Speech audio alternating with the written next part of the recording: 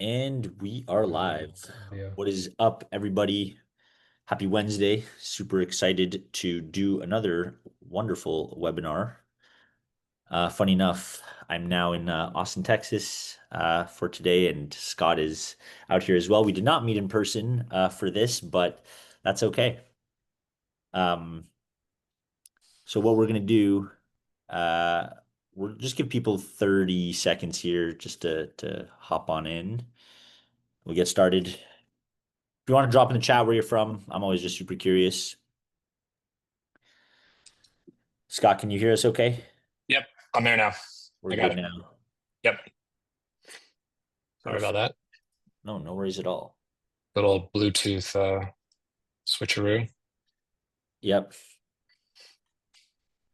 Alrighty. We'll get started. Just so that everybody knows, obviously this webinar will be recorded, so don't you worry. Super exciting topic today. We'll go through some brief introductions here. So my name is Florin Tatulea. I'm the head of sales development here at Common Room. I've been doing this outbound game for a very long time now. This is my fourth company where I've built the pipe gen program. So I've seen a few things, have a few opinions on how everything works, and this is obviously a topic that's super near and dear to my heart around um, this idea of having a ton of signal and a lot of data in a world of AI, but how do we actually break through the noise? And we have our guest here today, which I'm super excited about because I've been following Scott Leese for many, many years. And he's someone that I look up to, and it's the first time we're chatting. So, Scott, welcome. Yeah, thanks for having me, man. Excited to be here with you and everybody else and talk about this stuff. So yeah, looking Yeah. forward to it. You always, at least my perception of you has always been, you don't strike me as a guy that focuses too much on automating everything and technology. I feel like you're more of a fundamentals type of guy, more of like a human to human person. Is that a fair depiction of you that? Yeah. Yeah, I think that's very fair. I think that there is a distinction a little bit between how I run my businesses versus how I would run it if I was a VP of sales again. Yeah. But generally speaking, yeah, I am more in favor of humanizing things and doing some unscalable things rather than just like automate everything and you know increase the volume of the spam type stuff. That's never been my style or my approach. Yeah. Yeah. 100%. And I think there's places to automate different things and there's places where you shouldn't. So I'm sure we'll get into that a little bit today. Today's topic, so perfect timing, terrible copy, fixing the signal to message breakdown. Now, in terms of an agenda, just so that everybody knows where we're at, we do have about an hour here or just under now. So for the first little bit, we'll go over the signal problem. So what is the problem in today's day and age with signals and intent? I think every single sales leader that I talk to gets bombarded by AI SDRs and signal platforms and intent platforms. And it's a very hot space, obviously. So you're going to get a lot of different companies that are looking to do it. But what have we seen in terms of how it's becoming a problem? Then how do you actually connect the data or the signal to something else we're calling the messaging problem? So what I've realized talking to a lot of different companies is that most companies, especially if you're like in the mid-market or enterprise space, you already have a ton of data. And my team has made this mistake too, where we pitch more data, and I don't think that's what any team is actually looking for. It's more how do you contextualize the data that you have and make sure that it's super relevant so that you can break through that noise. So we're going to touch on that a little bit today, and then if you know me, I like to not be too fluffy and I like to provide actual real tactical examples. So we'll go through a few ideas on how you can actually turn signals into stories in some different creative ways. And then we'll also leave some room at the end for Q&A, any audience hot takes. Um, and yeah, excited to kick off the conversation. Scott, is there anything else you wanted to add there? No, that's good. Looks good. Don't be shy, Perfect. everybody. Yeah, please do not be shy. All right. So the first thing I wanted to do is just define uh, signals and intent. This is not something brand new in itself. I think as salespeople, we've actually been using signals or triggers or observations, whatever you want to call it, for likely as long as we've been around, right? So here's just a few examples that I had, about a dozen or so. Funding round, I think that's one that was like, in 2015 was super hot. 10K reports and looking through that, especially in the enterprise, is something that has been super important. Mergers and acquisition, new product launches, job listings, prospects, LinkedIn posts, which I know are Scott's favorite. So here's just a few examples. And I want to make a clear distinction between signal and intent because I do think they're quite different. So for me, intent is essentially when someone is showing some kind of behavior that directly links to them potentially being interested in your product, right? So that could mean that they're on your website or a web visit. Um, it could mean that they signed up for a free trial on your website or that they downloaded something on your site as well. That doesn't necessarily automatically mean that it's intent, but that's when we talk about the world of intent, that's what we mean, right? Now, signal can be anything. So at Common Room, we actually break down signals into a few different categories. So there's first party signal, which we're going to get into quite a bit today because I do believe it's the most powerful. So this is your owned data that you as a company have and likely nobody else does. So think of, CRM notes, things that are in your marketing automation system about like the buying journey that people took, website visits, in your product, if you're a software company, product usage analytics on what users you have, what they're actually doing in your product, call transcripts, all those kinds of things. Then you have this idea of second party signal where you don't necessarily own the medium like you own a website, but you own, let's say, a community that's on Slack or for some of our customers, like in Discord, right? You own that community, but the medium of Discord and Slack is an external uh, software or tool that you use. And then comes third-party signals, which I think this is where traditionally most people think about signals. So this is going to be like your job listings, the classic news and events, keyword intent. Most salespeople have had access to some form of account level intent platforms like ZoomInfo, 6sense, and Demandbase, and have had varying success with it. But we're going to dive a little bit deeper into that, but just wanted to set the stage of like what the definition of these signals actually is. Now, the question becomes what is the problem in today's day and age? And this is one thing, right? So with the launch of a lot of these artificial intelligence type software, and even before, there's a clear trend of more noise breaking into the buyer's inbox or on calls or whatever that is, right? So it's very clear here. This is projected out to 2028. It's real data of the number of emails that are sent or received per year. And this number is only going to continue going up. And when you think about this, I've been in the outbound sales world since 2014, and I've actually seen all this kind of play out now. So it was much easier back in the day to send one-on-one emails. You used to use something like yes where, and you get those like little name variables, and you got excited about them. It was pretty easy to send an email. It didn't have to be super customized or relevant, and you would get a decent reply rate. Then we went into this world of like the SEP or the sequencers, and a lot of love for Sales Loft and Outreach. We're a customer of Outreach ourselves, so I'm not hating on them. I'm just saying that what that technology has allowed salespeople to do is essentially blast their whole target market with a relatively generic email, and that caused reply rates to go down even further, right? And then now, 2022, 2025, we start to get in this world with ChatGPT, AI SDRs, where they're going out and scraping the web for all these different types of signals, um, and sending what looks to be like more relevant messaging, but it's actually just causing us to spiral even more out of control, and it's making it even harder to break through the noise because it's like fake relevance or personalization is what I like to call it, right?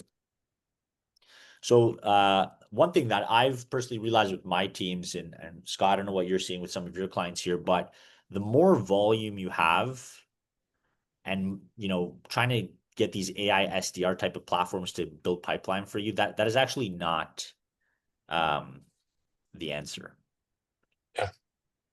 So I mean, do I see the same exact thing with all of my clients, regardless of industry, regardless of sales cycle, regardless of geography where they're based? They're spot Yeah. on. So what do we actually do about that? And what is the problem when this comes to like, okay, we have all of this data, we have all of this signal, why aren't we breaking through the noise? And what I've tend to realize is that if AI can actually go and find some form of signal online, it can go and scrape the web, the message itself will likely become noise unless you're able to extrapolate some form of context or POV on that message and combine that with first party data. And we'll go a little bit deeper into what that means. But now, for me, one of the big questions is what is the role of salespeople and even marketing teams in a world of AI?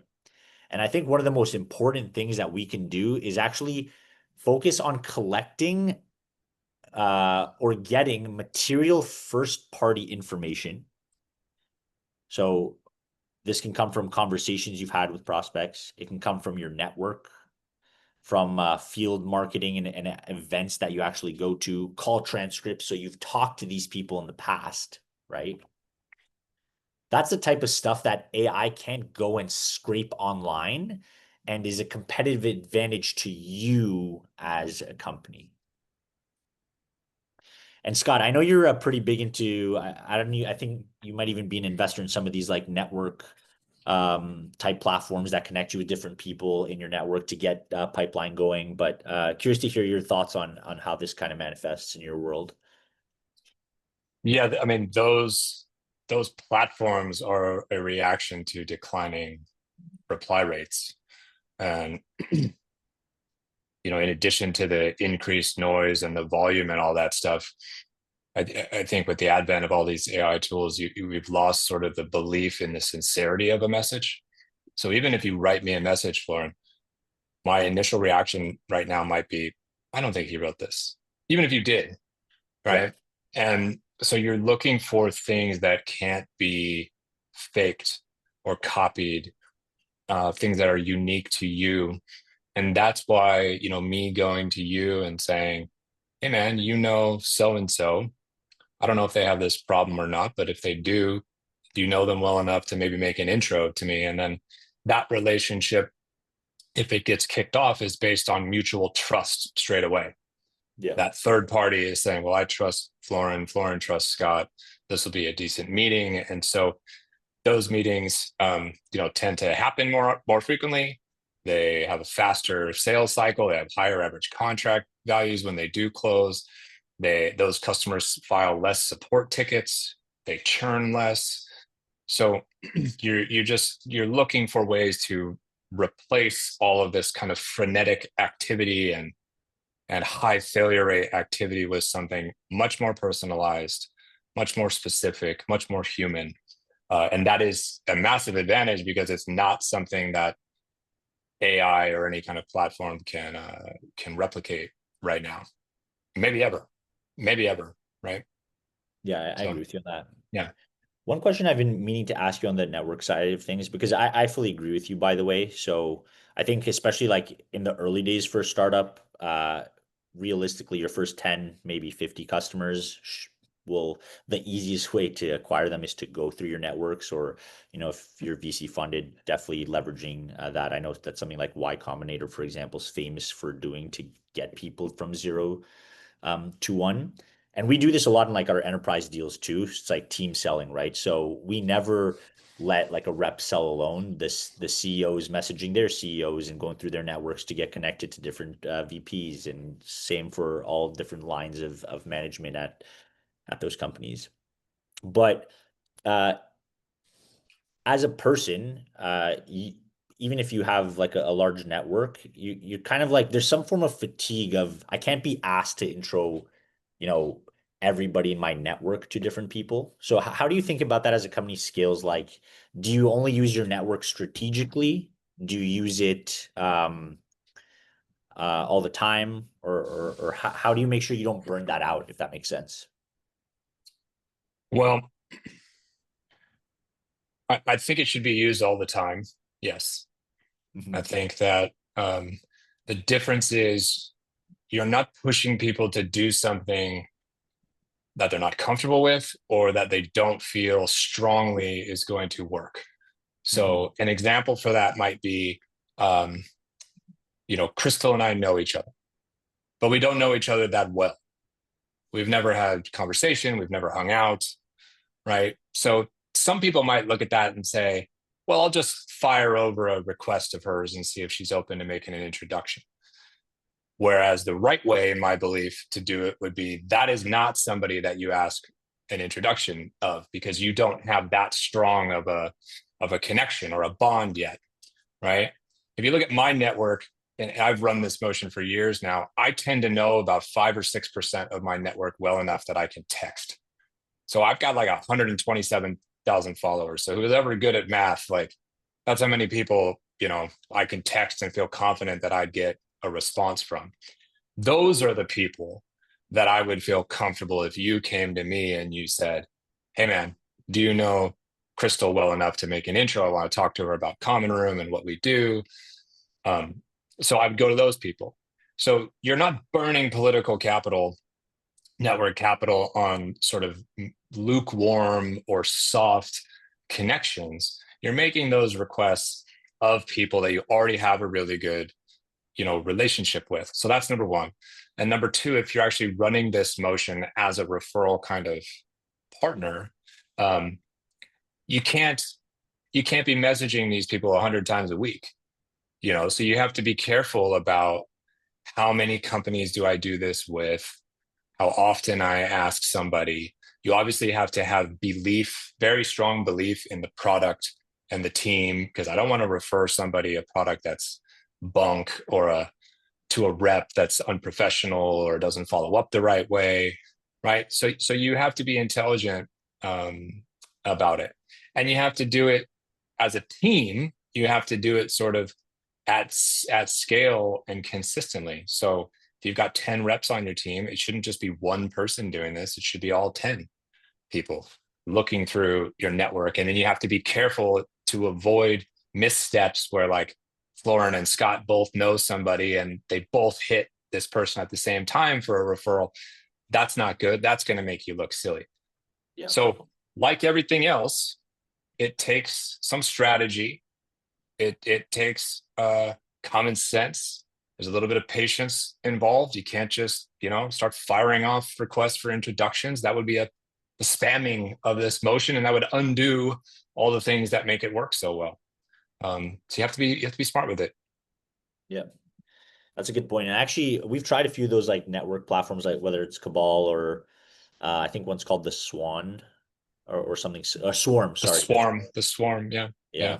I think one. There's a lot of different platforms, and they all are trying to solve the same problem. I do think it's important for people to know you don't even have to use a technology platform to do this at Yeah. all. You mentioned founders and Y Combinator and stuff like that, and founders historically go to their venture folks and they get like the first couple introductions, but they stop right there. So why would you stop at your investors? Why not go to colleagues of yours, past colleagues of yours, friends of yours, family of yours, people that you know and respect in the industry, right? And so they just haven't cast a big enough net. And so historically, what they've done is those Y Combinator companies just sort of buy and sell to each other. It's sort of like fake ARR in a way, right? Yeah. They're kind of fluffing up each other's own metrics.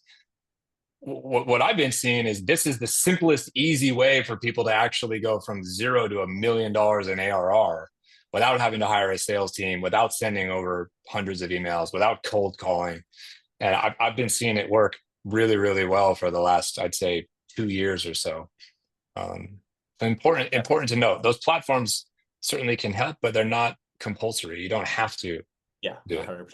That makes sense. It kind of reminds me of the quote where you're like, what, 6 degree of separations from anybody in the world. And then if you have 100, common rooms, like just over 100 people, you can imagine that how far that network actually spreads if you really do use everybody. So that I think that's a good reminder for myself and for everybody here to think about your networks a little bit more deeply.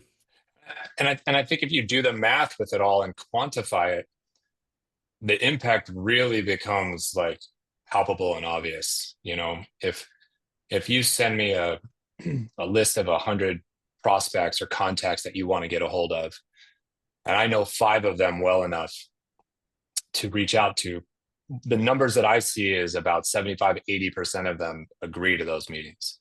So that's 4 meetings that I just got for you. Yeah. I don't know, making up an ARR number, but if your average deal size is 50K, that's 200K of pipeline that I just generated for you, Yeah. right? If you're closing 25% even, that's 50K, right? I'm one referral partner. If you came to me twice a month with these kinds of lists, that's 100K that you would get from me. If you had 10 versions of me, that's $1 million that you'd get from me. So it compounds really, really quickly once you start doing it the right way. And that's what makes it so attractive. And if you compare and contrast that to how much effort and the fail rate of like calls or emails and so forth, it's like, are your people generating 200K every couple of weeks in pipeline? If they are, great, supplement it with this. If they're not, well, shit, maybe replace it with this and see the difference in action. Yeah. That's a really good point. It's kind of funny because I like even again not going back to like the softwares, but I actually see networks as signal. If I know somebody, that's to me is a potential signal that can help me build pipeline, like Scott's talking about. But obviously, that's very different than intent because that person's not showing any form of intent. I think we just need to think a bit or expand our minds on what signal can actually mean, and that's something that I've realized working in the signal space as well. That there's so many different types of things that can be signal. Now, that's a signal problem. So here's the message problem, in my opinion. So I think too many people use a signal as the reason that they are reaching out to somebody. Well, for me, uh, or in reality, I think a signal is really just telling you that the timing might be right to try to build a more contextualized message and provide a POV. And I think a lot of teams that I've seen that are trying to build outbound pipeline are really getting this wrong. And what that ends up leading to is a ton of messages that I get on a daily basis that look something like this, where I call this like again fake relevance or personalization. Uh, I saw you like this person's post. First of all, like I literally don't even know who Nick Vilkoski is. I have no idea. Yes, we did launch a product called Room AI Spark, but there's nothing here like really connecting the dots for me as to how that specific post one is relevant to the conversation and how your solution actually ties to that. So I actually got an email the other day. I think there is a better way to do this signal specifically if we're going to use socially engaged signals. I had Nick here. He called out Cade's post. Cade is on my team, so I know him by name in that preview line. But that's not what was interesting to me. The interesting thing to me here was that we were talking about competition. They specifically called out 2 of my competitors, and then they incorporated very relevant information, which to me at least caught my eye. Right. So this is not rocket science. I think it's a pretty good email. It definitely caught my attention, as I mentioned. So that's the part that people are missing. It's like that bridge between, okay, there's a signal and how does that actually relate to not only to your buyer, but to the account? And can you add other information in there? So this is like level one of relevant contextualization that I think can work. I still believe this can start to get automated by AI pretty easily. So we want to go a little bit deeper into this. Another very common example. We have website de-anonymization where we can find specific people on your website. I looked on G2 the other day, there's 153 vendors that offer the Oof. exact same thing.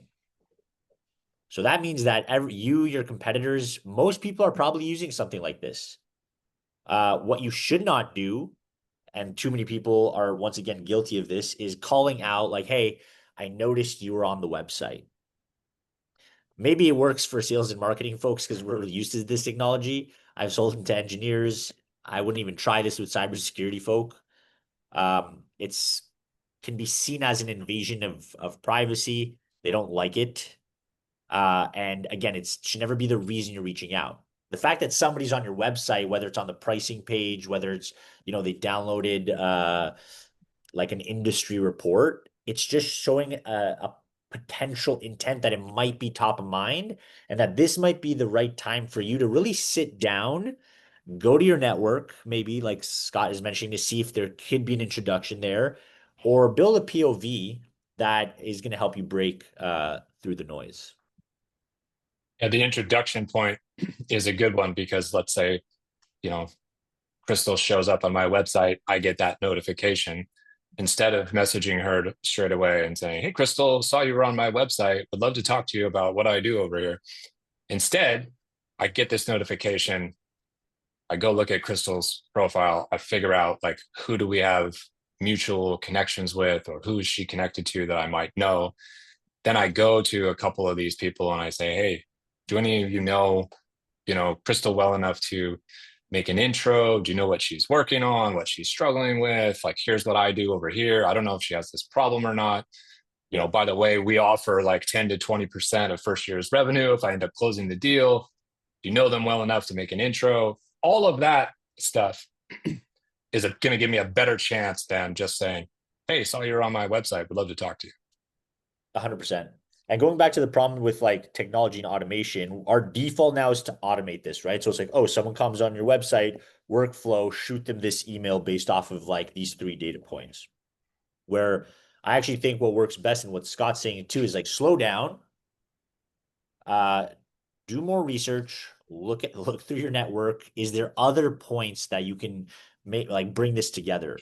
And I have an example here. This is one where we have a template specifically where we can stack multiple signals. So I care about their tech stack data at the account level. I'm looking through job listings to see if there's something like interesting happening there. So you'll notice in this email, I'm not even calling out that someone was on our website. Maybe I know that they are, but now I'm trying to build a more of a relevant POV. I noticed that they have two enterprise job listings. Is there anything I could tie in there around like a problem um, with the fact that their enterprise team is growing? And then can I propose some kind of a solution? So this is just like one basic example where again, not you don't even have to go that deep. It's just looking at a few different signals, tying them together in one email, and building a more relevant POV.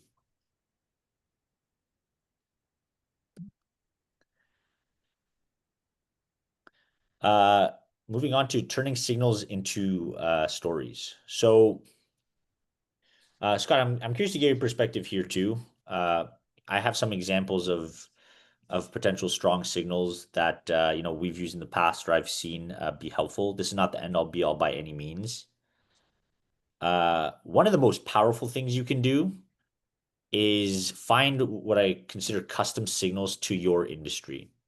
So we were just recently speaking with a company that monitors software outages, right? So a signal that's very valuable to them that AI can go and actually find for you is, hey, can you alert my rep in, Austin, Texas or whatever, uh, whenever a company in his or her territory, has an outage, a software outage, right? So that's a relevant business problem that the accounts in that region might be having. So it makes sense Yeah. to use that. Yeah. You know, there's, you have to be a little bit sensitive to this, but there's the natural disaster Yeah. signal, if you will. I'll give you a specific example. I used to work for a company that sold title insurance software to title insurance companies and real estate attorney offices in the housing market. And a lot of these companies, this is like 8, 9 years ago, still had on-prem software. And so like a hurricane would hit Florida, right? Yeah. And or there was a flood in the Gulf in Louisiana and whatnot. And so, you know, you reach out to these people and you're like, hey, how's your server? Like, did you lose everything? And they're like, yeah, we lost everything. It's like, okay, there's a reason why people use stuff in the cloud. It might be time to kind of, make the transition, right? And you have to be sensitive with it and message it and massage it the right way, of course, because of what people might be Yeah. struggling with from a human level perspective. But the point is, like, you're looking at those kinds of things and saying, okay, the weather might be a signal, but the reason to reach out is the suffering and the pain that's caused by having an on-prem system rather than a cloud-based system. And you might look for that right now. With the government shut down, like maybe there's people here who are selling into industries that are impacted by that in some way. And maybe your solution provides an alternative. And if they were on your solution, they wouldn't be as impacted by that right now. That could be a way to turn a signal into a story. And that might resonate with folks. 100%. Another one of my favorites, which everybody has access to, is closed loss re-engagement. So uh, pretty much any AI agent now is transcribing the calls that you have, most likely, especially if you're in like the software space. This is first party data that only you have. Nobody else can go out there and analyze your specific calls, right? So a play that we're running right now, especially because it's Q4 and we know a lot of companies are going through their budget cycles, we're asking our agents, go out and find me everybody that we talked to, um, or maybe we lost a deal to a specific competitor in January and February of this year. Tell me who we lost to and what the reasons were, so that we can go out now and build a more compelling story to be like, hey, I know we lost a deal because of X, Y, and Z. Sounds like you might be reconsidering budgets for next year. Can we get another shot or whatever that Yeah. might look like? I've had a lot of luck with some of my clients in the last 6 months with this closed loss re-engagement strategy, and specifically around a closed loss reason of like, we're too busy right now, or this is not a priority right now, or whatever. And the actual signal that we have is them on tape saying how important this is and saying how urgent it was. And we go back and find the recording and we clip the recording and we send them video and audio of their own words from a few months ago saying, oh man, this is like spot on. We need this. We need this implemented by, November 15th. It's the most important project right now. And then, those had turned closed lost, and you let it sit for a minute, and then you just use their words against them, so to speak. Yeah. And that's been working like incredibly well for a bunch of my clients, right now, just as a way to re-engage some of these closed lost. It's unique, it's different, it's kind of clever. It's using their own words. You're not even really telling the story. You're just reminding them of the story that they created. And for whatever reason, they lost their way from that story. So Yeah. that's an example of something that folks could try. It's actually a really good example. Might have to incorporate the actual snippets. I remember Oh, it works great. Yeah. Gong had that famous commercial where they like had all the people that were just like mind blown.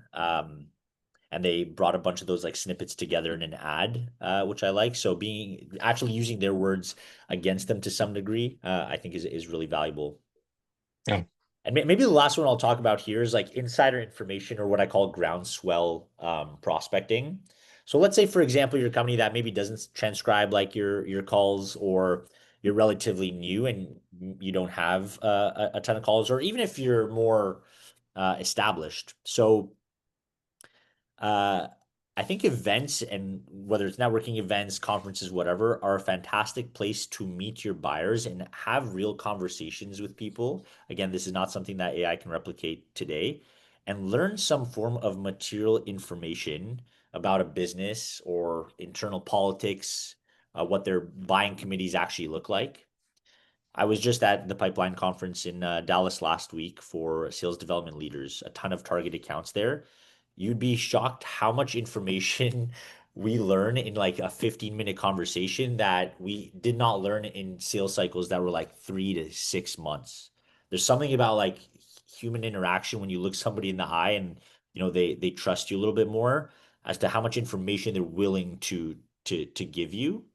And I think that's a huge advantage. And I actually have an example of this.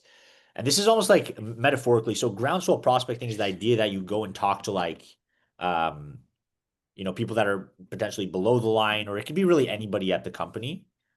But I almost like to say that metaphorically, what you're trying to find when you're talking to somebody, whether it's in person or if you're just having a more casual chat with like an end user that's not a decision maker, you almost want to find what their what's on their OKRs. What does their CRO or their CMO or their VP of engineering care about?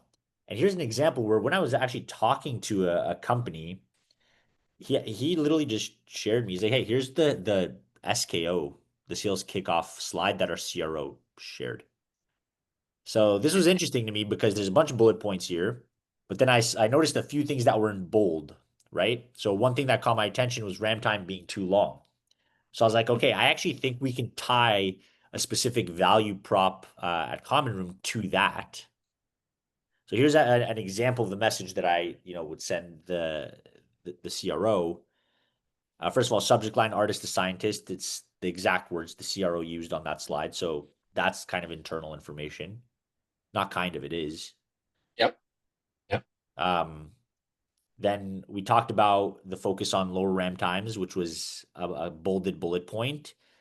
Talking about specific like ARR numbers. You might want to be careful with that one, not to disclose like too much information per se. But then you could also tie in a more external signals here too, or general company research of like who their new account executives are, what kind of motion they're running. They have a Slack community that this is all information that's easy to aggregate online. And I think the combination of the insider information with the external signal is what is the type of messaging that really does break through the noise and what we're trying to do.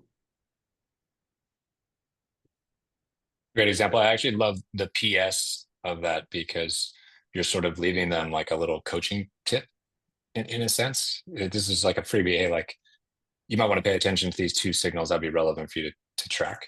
Regardless of if you take a call with me, regardless of if you take a meeting with me, like this piece of information is valuable for you. So Yeah. yeah.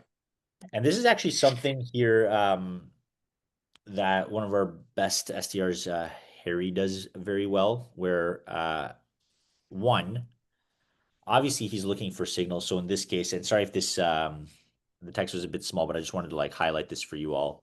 So he realized that Deidre here was going to be on like 10 minutes of Martech episode. So that in itself, going back to like the website example or the social engagement, is not that valuable. Like it's interesting, maybe it'll catch their attention, but you have to go back to the account level, right? So then what Harry does very well for us, he actually provides value up front and he gets very deep into accounts. So, hey, here's some examples of what you could be doing with signals in our case.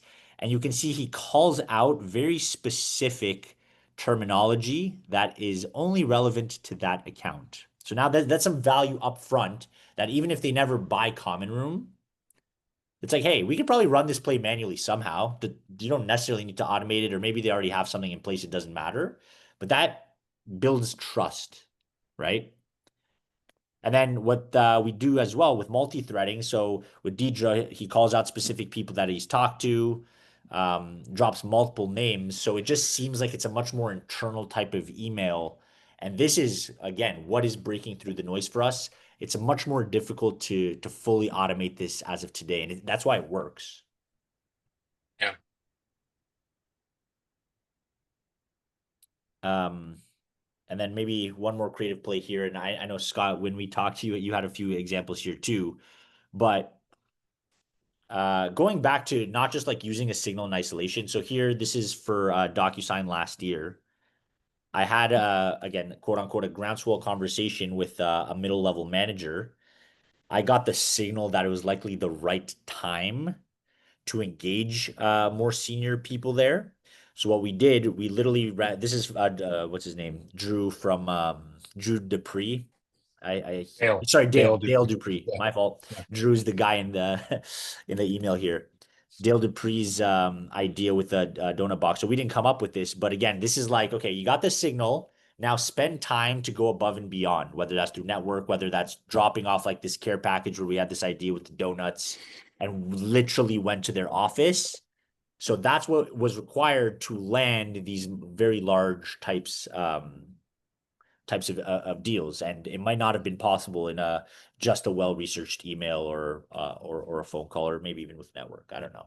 And this is a good point because these types of experiences right now are what stands out.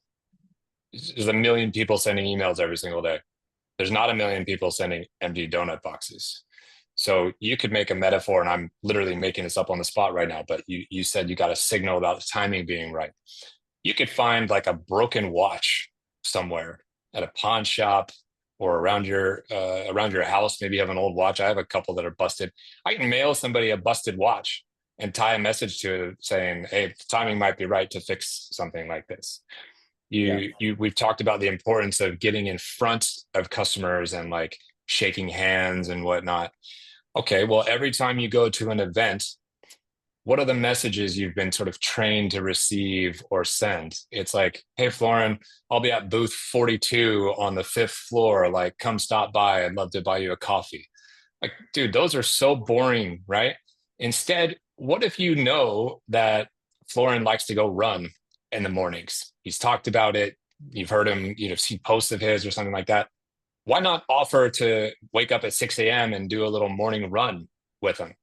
Why not offer to pick him up at the airport so he doesn't have to spend $50 on an Uber if he's flying into your town, right? Like if Florin was a prospect of mine and he's flying into Austin today, and I knew that, I could have said, hey man, rather than spending $50 on an Uber, how about I pick you up?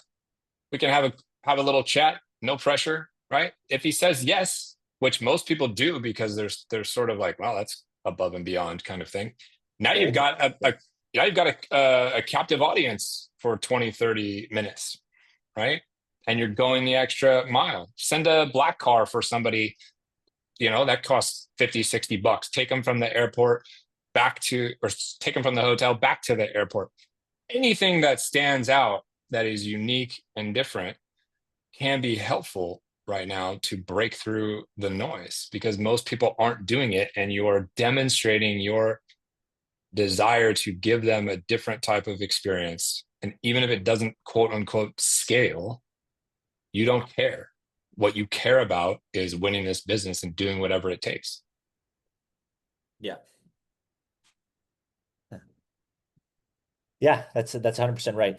And I have this like term, I think like you still need to, it's like it's so easy and fluffy to say like be human, but these are like the little experiences that, Scott's mentioning with the black car, like the donut box, that is like tactically the stuff that you need to do to be human and break through that noise. Now, you don't always have to go that above and beyond as like you've seen from everything that we've talked about today, but uh, I think this new day and age, we lose sight of like the fundamentals of sales and psychology and what it means to be human. And I think if you don't learn the fundamentals, all that AI is gonna really help you do is just scale the bad stuff or help you suck at scale is what I like to say.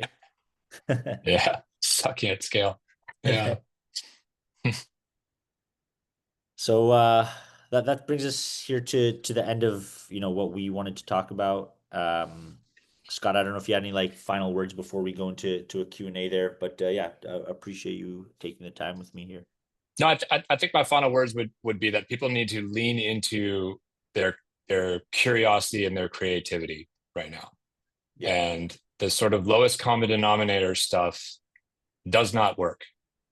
It certainly doesn't work good enough for you to hit your number, right? So you have to be willing to experiment and try some things. And sometimes they'll miss. Sometimes maybe you send an empty box of donuts and it doesn't work. Who cares? You made 90 phone calls today that didn't work either. You didn't 100%. suddenly stop cold calling in the last 20 years, right? So just Yeah. because something is new and different and maybe a little bit uncomfortable for you right now does not mean that it's not the right thing that you should be doing and trying and experimenting with. You know, if you don't like the donut box idea, come up with a different one. You don't like the idea of sending a busted watch to somebody, send a Rubik's Cube in the mail for somebody to fix. You don't want to pick somebody up at the airport? Fine. Come up with something different. It's not the specific play, it's the creative motion that is important. It's you and your sales team should be trying to think differently, get outside of the box, come up with new ideas and experiences. And a signal in itself is not enough. A story in itself is not enough. All these things have to be kind of tied together to really break through the noise. And I think that's the main thing that I would want people to leave with. 100%. Good parting words there. And it reminded me with the donut box thing, like quite literally, 9 out of 10 of them didn't work. But you book one of these massive whales, and it's all worth it. So keep trying, keep iterating, do things that don't scale. I Yeah. do. I can tell you and attest to this from being on the ground floor that it does work. Probably important also to remember to have fun with this. Our jobs are the hardest jobs in the world, right? And you get beat up and demoralized all day long, every day. And for me, at least, I'm not good at just struggling and suffering through that. So I have to find ways to make what I'm doing fun and find joy and find pleasure in it. And sometimes, exploring creative prospecting ideas or creative follow-ups or kind of copy and pasting people's own video clip to use against them. It's kind of cheeky and snarky and like fun. It's a way for me to kind of have fun with it and kind of poke at Yeah. you, right? And energize myself. And that's okay, right? Yeah, 100%. I'm exactly the same way too. Like just being more of myself and not just like being a email, robot or whatever is like Yeah. just it gives you purpose and it's more fun for sure. Yeah. I think Brad raised his hand. Brad, are you still here?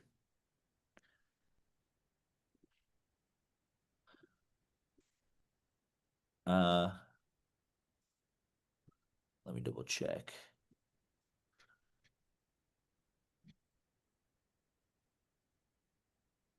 No, I don't think he's here anymore. That's okay. Any other questions? There is a question from Jonathan Coyne in the chat saying, would Mm. that be vertical specific though? In the data world, people should realize when they look or click on a website, they know it's being tracked. I acknowledge the website visit and ask if that curiosity with us is associated with a new project or a stalled current one. So I guess that's kind of getting at, is there a way to look at a website visit um, and engage with it directly that is still okay and still works? Yeah, 100%. And that's why, for example, I think we're selling to sales and marketing. Like we're very familiar with this type of software, and I think we're just naturally more okay with being de-anonymized because we understand how it works. When I sold into security and engineering teams, like that was a big faux pas. Like you just couldn't do it. And I actually found that if I was too personal with people, it would, even though I thought it would break through the noise, it didn't work. So you have to know who your persona is. Like in the data world, if they expect that if you click something that they will be de-anonymized, then 100%, I think that's totally okay to do. It just depends on your persona, your buyer. Good question. Curious question for sales leader. Javon, is that how you pronounce your name? Did you want to type out your question there?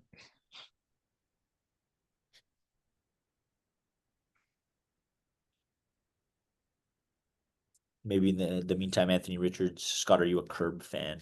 Of course. You can see the sign right here. Pretty good. Nice.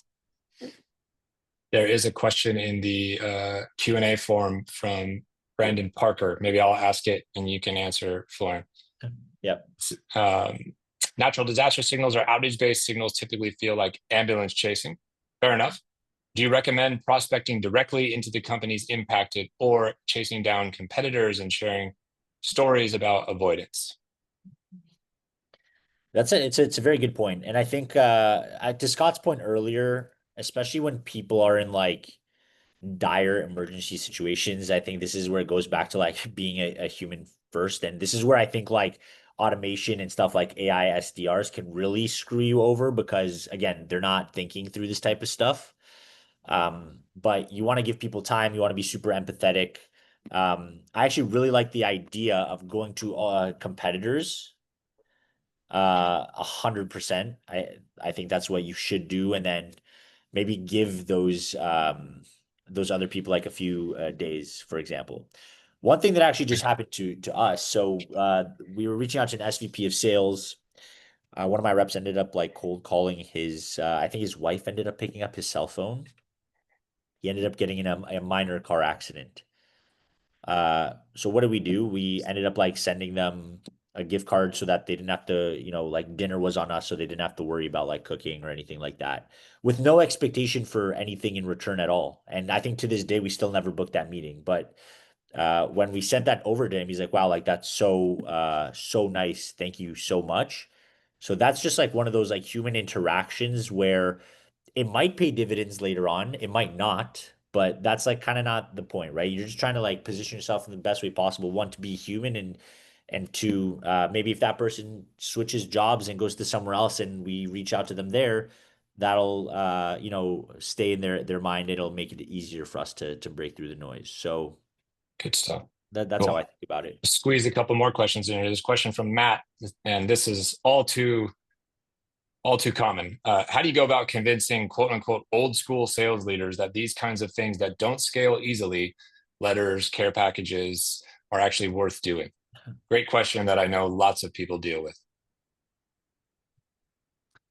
Um, I think at least for me, I've had some old school sales leaders too. I don't know if Scott, you tell me if this is good advice or not, but I usually like to test things out. So for example, if you want to send like a gift, maybe for the first time, do it out of pocket. Whatever, you spend $30, get them a gift card or like pay for dinner. And then I usually like to go to my leaders with some form of data to being like, Yeah. hey, like I know we're doing things this way. I just sent out 4 gift cards. I booked 2 meetings. Is there any chance I can get a little bit of budget or some kind of wiggle room here to try this play out at a bit more scale? Well, the data point is super important if I can jump in on this one. I think what old school sales leaders hear is you want to do these things instead of all the things that they historically want you to do. So they hear you thinking about, I want to try a letter campaign or a care package campaign. And in their brain, what they're hearing is, Matt doesn't want to make cold calls or send emails anymore. That's not okay with me. That's not going to work.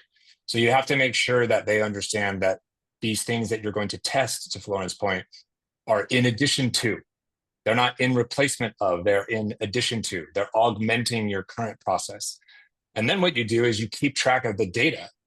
And so let's say you send 10 boxes out and 2 of them hit and produce, meetings, and 1 of them turns into a deal. Then you go to this boss and you say, hey, here's the results from my, regular kind of go to market activities that we historically do. Here's results from some of these unique, different, off the wall things that I've been funding myself, and look at those results. These results from these care packages and whatnot are superior to the results over here. So how can I, get you to help me lean into the areas that are working better? And perhaps everybody in the company should start leaning into these areas, and you make it kind of a collaborative conversation. That if I was your sales leader and you had that approach with me, I would 100%, be open to that and be supportive of that if I originally was like a very old school kind of person. So hopefully Yep. that helps answer Matt's question there. Yep. And we got a few more questions here in the chat. Yeah. We'll try to rapid fire them. So Dylan asks, how do you actually break through the noise with engineering leaders, CTOs, etc.? I feel like LI video and DMs don't really work and are pushing them away. I mean, uh, I can give you my opinion as someone that's sold to them. So by the way, I fully agree. It's very difficult with like the videos. They're not on LinkedIn. They don't hang out there. They don't want to hang out there. So one, you have to go where they're at. We actually spent a lot of time like in Stack Overflow or like going through like different forums and Slack communities and just understanding like how they talk and using their lingo and just usually the messaging for engineering leaders has to just generally be more cut and dry and more rational to some degree as opposed to like playful. That's what I've realized. I also have a friend at a company that sells into engineering leaders. They built a full department, and I know this is not doable for everybody. They started like a CTO community, and they just hosted events with like specific well-known CTOs as like the headline speaker, so that you're not really selling them on the event. It's more like this idea of the CTO is kind of selling that event to them. So I don't know if that's helpful, but that's what's been working for us. That's great. Ben had a question about do you have team innovation meetings to brainstorm creative plays? How do you get the team to adopt a creative mindset? So I'm interpreting this perspective as if Ben, your leader. Could you specifically have meetings around that? Yeah, you could. Do you need to? I don't think that you need to. I don't think that you need to pull off however many reps you have and call a whole meeting to kind of brainstorm things. You can do it over Slack. You can do it over WhatsApp. You can do it in a collaborative, Notion doc or Google Doc or whatever. The more important thing I think is how do you get the team to adopt this kind of creative mindset? Number one, you give them freaking permission to explore it. You support it. You encourage it. You don't beat them up because they made 7 less calls today because they were working on like a unique kind of creative campaign idea or something like that. So you don't beat them up about it. You encourage it. You support them. You're okay when things don't work. You pay attention to the things that do work. You share across the team what's worked for so and so and what's not worked. So I think it's this kind of collaborative thing. It's the play with it. It's the fun element, and it's just not beating them up over not hitting the sort of old school like KPIs of did you send your 40 emails today? Well, who cares if I sent 40 emails today if nobody fucking reads any of those 40 emails? What difference does it make, right? So give them permission and you just establish a culture where it's okay to test and experiment and try this stuff. Yeah. The only thing I would say there as like a manager that's managing reps, uh, I'm fully for fostering creativity. We also do have like KPIs in place for a reason. So if you're gonna do something like that, at least like communicate it, right? So it's like if I know you're supposed to make $100 today, if you come to me and say, "Hey, I'm gonna make $50 today, but I'm building this new play. I'm gonna test it out. I just need a few hours of space to do it." That's totally fine. So just like communicate that ahead of time so that I'm not looking at dashboards and I'm seeing that you've technically done absolutely nothing today, because that just makes me question like a few different things. Yeah, good point around communicating your intention Yeah. with it. And then maybe But Matt, last question here. How do you decide the difference between a small signal like a website visit versus a signal that's a reason to reach out to somebody? Um, I guess I can take this, Scott. yeah, So it's not always like super easy because to me, a signal in isolation by itself is almost never a good reason to reach out to somebody. And I think kind of the whole point we're trying to make here is that you need to like contextualize that with either multiple signals. So for example, I mentioned like, they're on your website, you're looking at their tech stack, you're looking at job listings, you're looking to see, is there some form of like an event happening in the world or around this industry that is compelling for you to reach out to? Um, I think that's ultimately my answer, that no signal by itself is a reason to reach out to somebody, right? So be more well-rounded and think about the account level as well, not just this idea of like the person level. I know we're selling person level signals, but again, you still do need to focus on the account as well. We're up on time. That's 1 hour. Thank you all so much. Thank you, Scott, for being here with us. I hope that was helpful for everybody, and Yeah, we'll see you great job. soon. Take All right. care. See you, everybody.